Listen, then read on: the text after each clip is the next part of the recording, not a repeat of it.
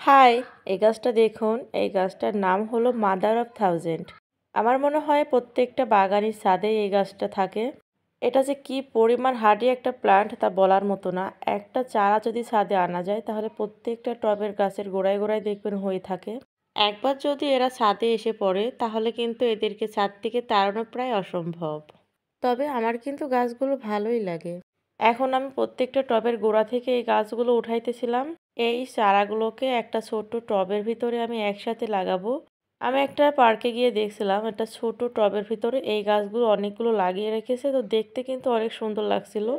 আর এটা এত পরিমাণ হার্ডি একটা প্লান্ট, এটাকে যদি আপনি মাটি থেকে তুলে ছাদের এক কোনায় ফেলাইয়া রাখেন তারপরেও কিন্তু এটা টিকে থাকতে পারে।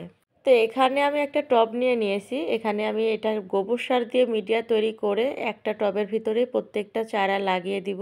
এই গাছটা লাগানোর জন্য কিন্তু মিডিয়াতে অতিরিক্ত কোনো সার দেওয়া লাগে না। আমি একটু গোবর সার মিশিয়ে এই গাছগুলোকে লাগিয়ে দিব।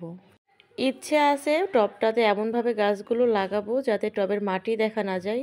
এখন কয়েকটা গাছই তুলেছি, এগুলো যখন মাটিতে ধরে যাবে তখন আরও যে ফাঁকা জায়গাগুলো দেখা যাচ্ছে এগুলোতেও আস্তে আস্তে লাগিয়ে দিব। আর এখানে পাতাতে যে চারাগুলো দেখা যাচ্ছে এগুলো একা একাই পড়ে এমনিতেই চারা হয়ে যাবে।